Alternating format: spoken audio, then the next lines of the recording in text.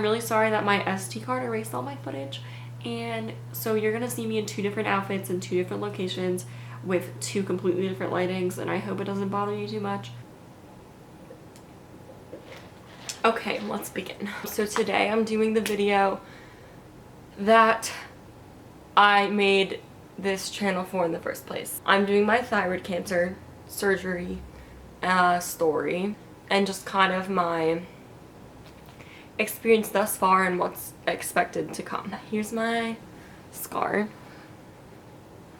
Considering I got this a little bit less than a month ago, this is like amazing. I don't really get like too many looks, a lot of shirts cover it. I don't know where to start with the story. I do have a little whiteboard here with like questions from people. I posted on Instagram that I was going to be making this video and asked people to send me questions. So I have like at least 10 on here.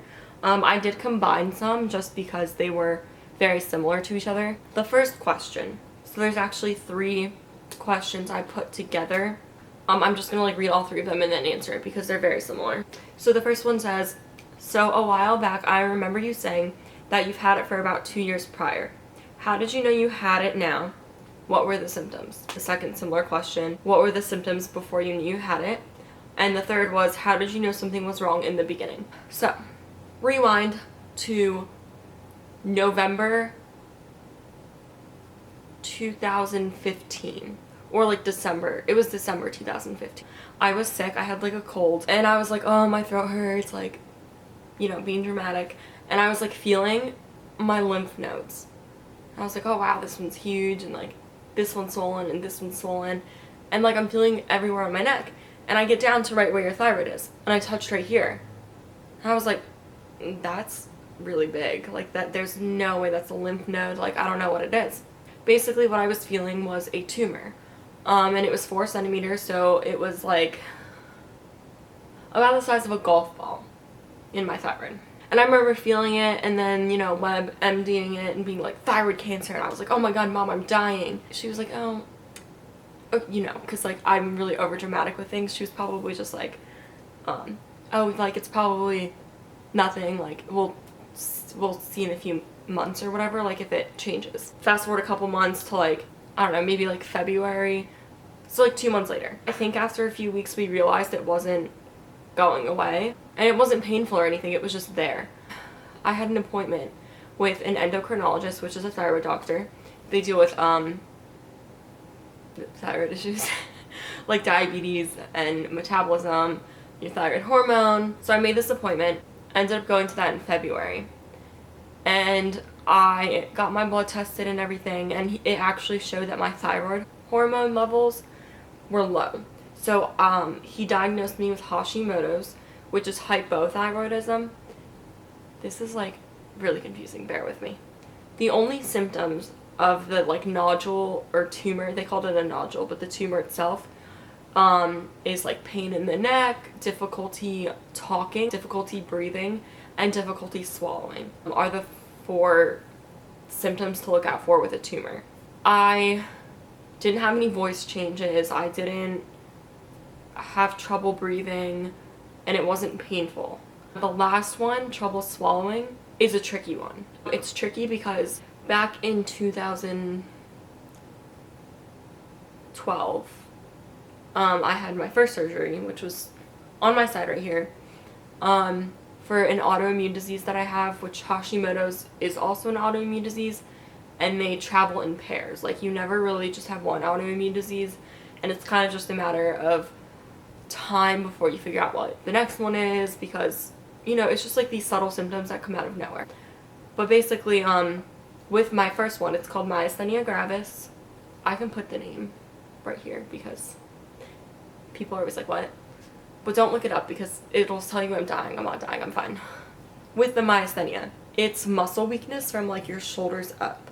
So my eyes weren't closing all the way, like in the shower, like soap was getting in them, it was burning. I couldn't go underwater, like at a pool, because water would get in my eyes and like my contacts would get all messed up. I was sleeping with my eyes partially open. I had a nasally voice, which you can still hear sometimes, but basically the palate, like between my throat and my nose, wasn't closing, causing all of these issues. trouble breathing, and the main thing I was having was difficulty swallowing. It was so bad back in like 2011 before my surgery that I couldn't take a single bite of any food without needing a drink right after to wash it down. And it's not, I wasn't choking on it, but I could feel the food stuck in my throat. So that was fun. So when they were like, oh, is the tumor causing you to have difficulty swallowing? I was like, so that's pretty much all of the symptoms I was having with the tumor itself was the difficulty swallowing. But I don't know if it's actually from that. So before I get to the second question, I think I'll go a little bit more forward with the timeline. Basically, after meeting with the endocrinologist in February, giving him my family history, my cousin was diagnosed with thyroid cancer. Cancer in general runs in my family. He wanted to biopsy it. I got ultrasound for it, and then I had to keep up with ultrasounds after that every 6 months. 6 to 9 months. I went in for my biopsy, which was in April of 2016, and yeah, got that done. I cried before because I was like freaking out. Because like I don't like needles, and a needle in your neck isn't fun. I was like, are you guys gonna put me to sleep? And they were like, no, but here's an ice pack. And that was literally it. And I was like, oh. Later that week, he called me back. He told me it was benign. And I was like, okay, awesome. He wanted to keep an eye on it, obviously. And the reason they weren't going to biopsy it again was because it wasn't growing or changing from what they could see in the CAT scan. I mean the ultrasound. So from there, I got an ultrasound every 6 to 9 months, got it checked, got my thyroid hormones checked, and that's kind of what we did. And every time I got an ultrasound, I would meet up with him again, go over what it looked like. He would basically be like, it looks the same. And then he was kind of just explaining to me that since it runs in my family and my thyroid doesn't work anyway, like surgery is definitely an option just as a precautionary measure. At that point, we were like, okay, might as well meet with the surgeon, see what he has to say, get his opinion. I ended up doing that, and it was interesting because the first time I met with him, he was like, oh, so, you know, your case is a little bit different. It wasn't benign. And I was like, what? I hadn't heard this before because the other guy told me it was benign. I was like, what are you talking about? And he was like, don't worry, it's not cancerous, but it's something called atopia of undetermined significance, which basically means from the cells that they gathered, they couldn't tell. So I was like, okay, that changes things like a little bit. So from there, we kind of talked about it, and I think at the end of that first meeting, we kind of were like, we'll wait like a little bit longer. He ended up calling me after another ultrasound later on in late 2017. It was just basically like, I honestly think in the future, there's like a 98% chance that you're gonna need it out anyway. So you might as well just remove it. And that's kind of when we were like, okay, I'm young, we have the insurance to do this, like, let's do it as a precautionary. And it'll make me feel better anyway, so I don't have to worry about cancer. And after I got that, like, undetermined, I was really upset. I was, like, crying. I had posted on my sorority page, and I was kind of like, I'm going through this right now. And yeah, they were all super supportive and there for me, right there from that beginning post. But yeah, I was like, so are you guys gonna, like, re-biopsy it? And they were like, no, like, since you're getting surgery, we'll just wait. I think this was around December of 2017 or January 2018, so like earlier this year. So the next question with that is, how was the anxiety of not knowing or having all the answers? Let me tell you, it was not easy. Like I said, I was like crying all day on campus. I'd found out that the biopsy wasn't benign, and like no one was at the appointment with me. I was like, I just want to like talk to my mom or my boyfriend, or like I just want them here with me. And I hated it. Like all day I was just like, I was just really off.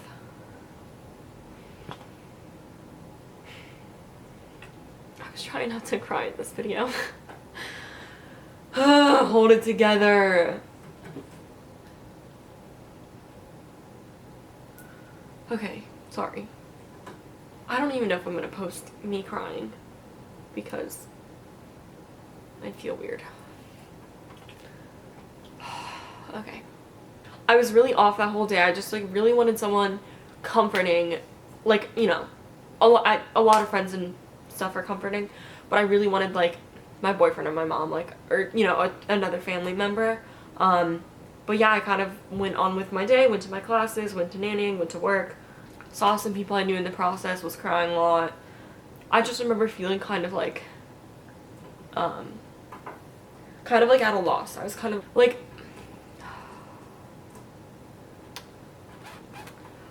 how is this like happening to me? I was kind of like confused. I guess you could say I was like kind of in denial a lot. Yeah, basically I just like didn't, I don't know why I put makeup on for this video. I didn't really know like what to expect, even though like the doctors told me like people your age, like you, who are like healthy, don't die from thyroid cancer. Like, you're gonna be fine. We're gonna get surgery and it'll hopefully be removed. And like, I knew the steps we were gonna take. It was just still so crazy, I guess. So yeah, the anxiety of not knowing was like killing me, but I do think it really helped to stay busy, and that definitely helped me keep my mind off of things. Yeah, I think all the other ones are going to be answered after surgery talk. Maybe this one could be before. It said, could you have lost your life if it would have gotten worse? I'm not a doctor, but he did tell me no, that like I would have a good prognosis. My prognosis would still be the same. Like, he can't tell me when I'm gonna die, because something like this doesn't like hurt me. But I do know thyroid cancer from watching other people's YouTube videos about this. After it spreads to your lymph nodes, it can spread to your lungs and your heart and stuff. But I would be having way worse symptoms and stuff like that. So I guess like the proper answer is actually yes, it could have gotten worse if I hadn't found it when I found it. I'm gonna go with no. I don't really know. That's the answer to that question. Okay, fast forward. After I found out that it was actually undetermined, you were kind of like, when do you want to do the surgery? I was like, spring break's coming up. I don't want to get surgery during spring break. So I was like, when is the possible next time I'll have a break? And for thyroid surgery, since your neck is so stiff from how they position you, I wouldn't be able to drive for 1 to 2 weeks. So I was like, even a long 3-day weekend wouldn't work. We ended up opting for May, right after graduation. So I ended up graduating May 23rd, a month and 3 days ago. A month and 5 days ago. And then I got my surgery exactly a week after, on May 30th. It's June 28th right now. Yeah, surgery. Guys, shh. I don't like surgery. No one likes surgery, but I'm a very anxious person. So I was, you know, like, they took me back, and now that my first surgery, I was under the age of 18. I was 16. So my mom was able to come back with me. She even came into the room as they were putting me to sleep, and like, you know, was like rubbing my head. She was like, you got this. I was like, can my mom come back? And they were like, no. I was like, what? Excuse me. So they took me back alone at first, and then they were gonna give me an IV, and the guy in the curtain next to me, because in the pre-op room, it's not rooms, it's just curtains, so you can hear everyone. And the guy next to me was like, can I have my mom? I'm 26 and I still need my mom at the doctor. And so he got his mom. So I like remember crying, and I just like was trying so hard to not cry. I was like trying to breathe deeply. Like, I was texting my mom, and I was like, Mom, I don't know what I'm gonna do. She was like, just do that relaxation thing like I taught you when you were a kid. And then before they came in to draw my blood, like, he walked in with the like needle, and I was just like like I was bawling like a 4-year-old. And I was like, can I have my mom? And he was like, yeah, I'll go get her for you. Absolutely amazing doctor. Super knowledgeable, made me feel so comfortable. Like, I was sitting there like crying like a baby, and he was like, don't worry, like, I promise you're gonna be okay. I do this all the time. Like, I've never, you know, messed anything up with surgeries, or I've done thousands of these. Like, I only do thyroid surgeries. Like, you're gonna be okay. Like, he was just like So calming. So yeah, mom was with me. Love you. I feel like they actually might have brought all three of my parents back. My dad, my stepdad, and my mom were there. Maybe I think all three of them came back. Love you all. Really anxious, and then they wouldn't let her come back into the surgical room with me like they had the first time. So yeah, they laid me back on the thing and put an oxygen mask on me, and they were like, okay, here we go. I was like, wasn't happy. I like panic really easily, so I was just like crying. Like I just had the oxygen mask on and I was like trying to like take deep breaths, and tears were just like falling down my face. And my mom was like, bye honey, and I said bye to all of them. Yeah, so they wheeled me back, and I was just lying back there crying still, and they were like, it's okay. I was like, I know, but it's not okay. Yeah, then they put me to sleep. I felt really funny. And then I woke up and I really had to pee. So after I woke up, really hazy as usual, went back to sleep, woke up again in post-op. And I remember waking up and there were like 4 people around me. There are always like so many people like doing all this stuff to you. And I was like, and they were like, how are you feeling? And I remember I had an oxygen mask on, and I was like, they were like, you could take the mask off. I was like,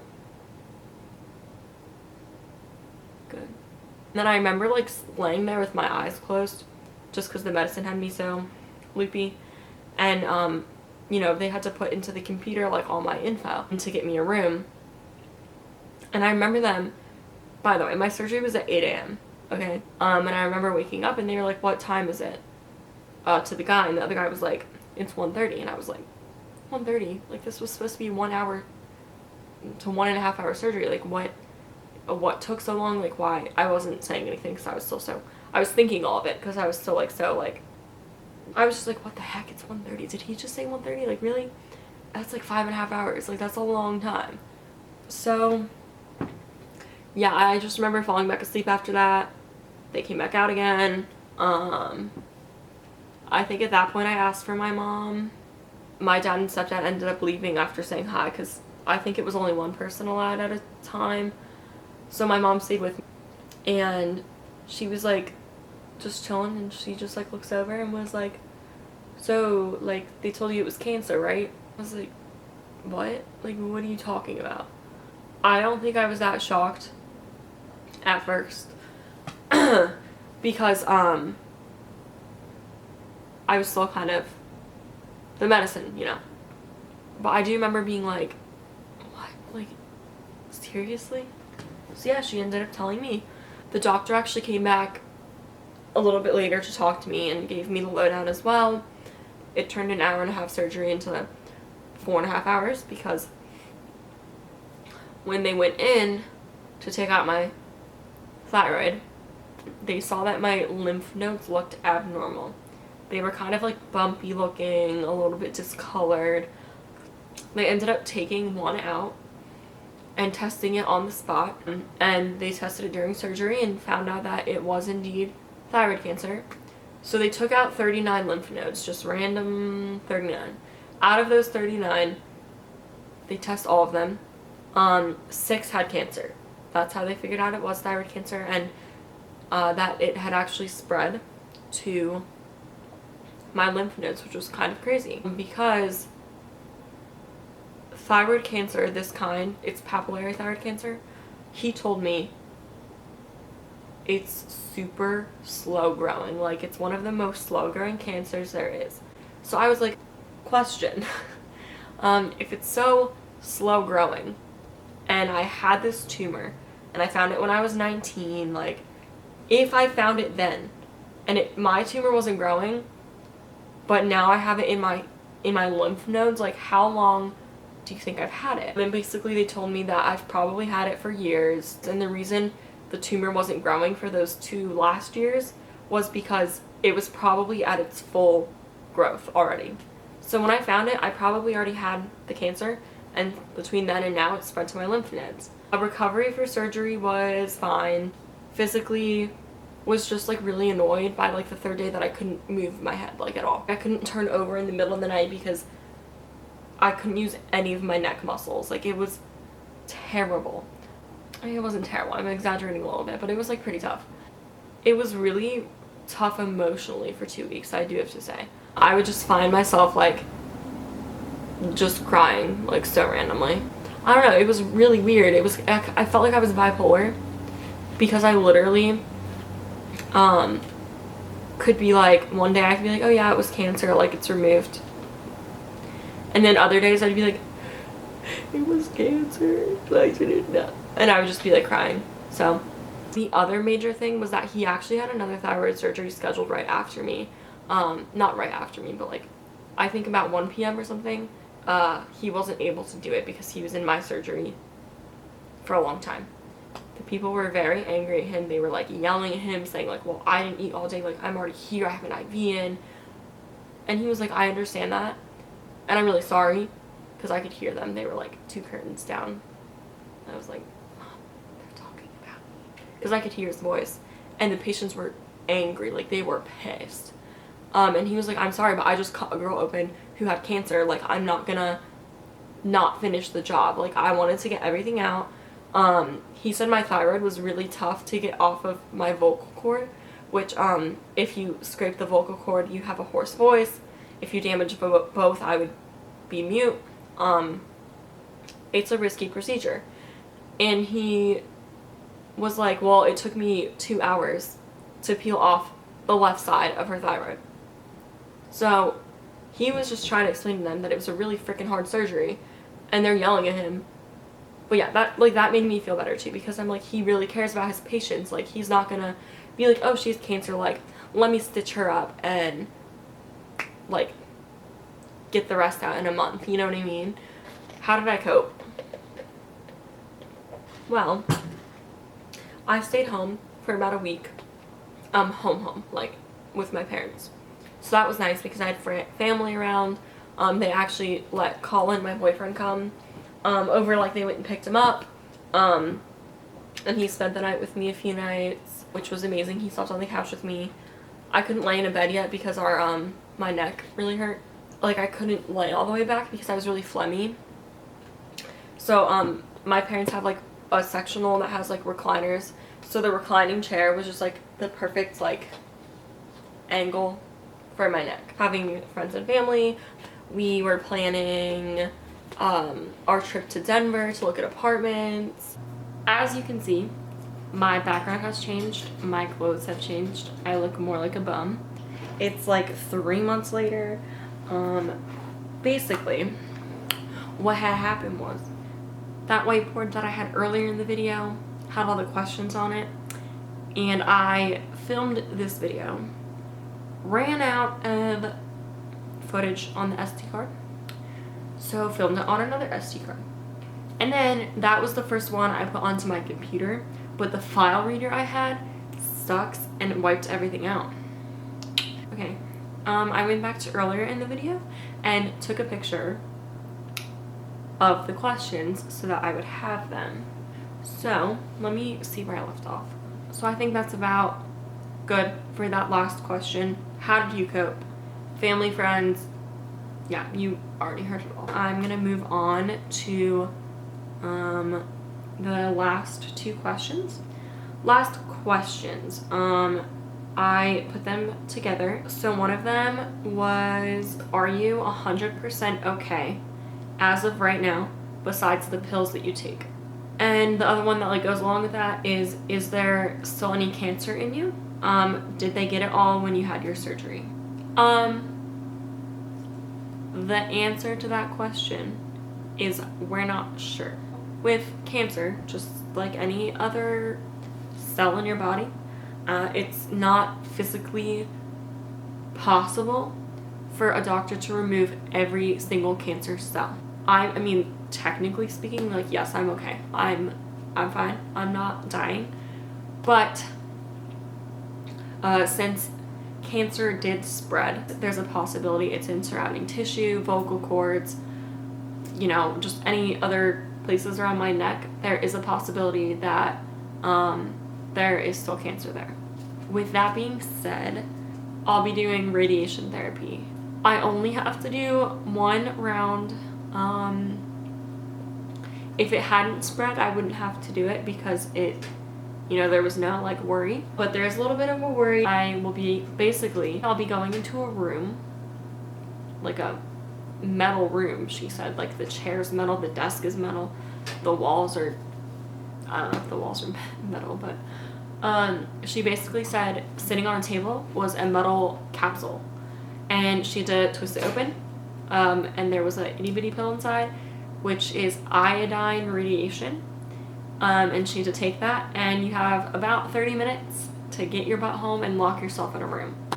So my concern is that they're like, oh, it's perfectly safe.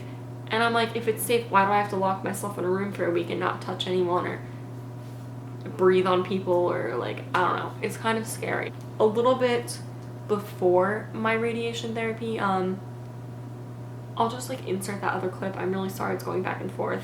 Your thyroid thrives off of iodine. So I have to go on a low iodine diet, which is ridiculous because iodine is in anything that has salt. So basically the hope is that I starve my any leftover thyroid cancer cells, or thyroid cells in general, good or bad, of iodine. And that way when they blood test me, the only trace of like your thyroid hormone that should show up is the exact amount that I'll be taking as a pill. So then basically after this treatment, they'll test me, and if there are any spikes, that means there is still cancer somewhere.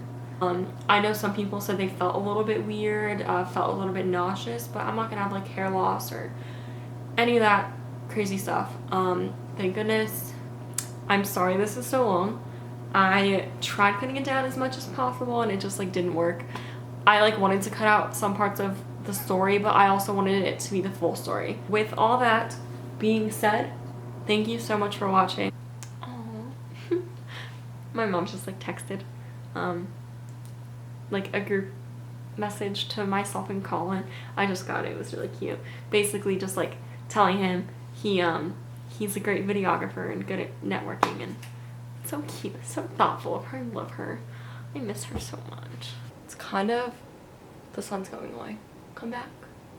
Got coffee. I need to stop biting my nails. And my thyroid hormone. Did anyone just see my nail go right into it? I was like,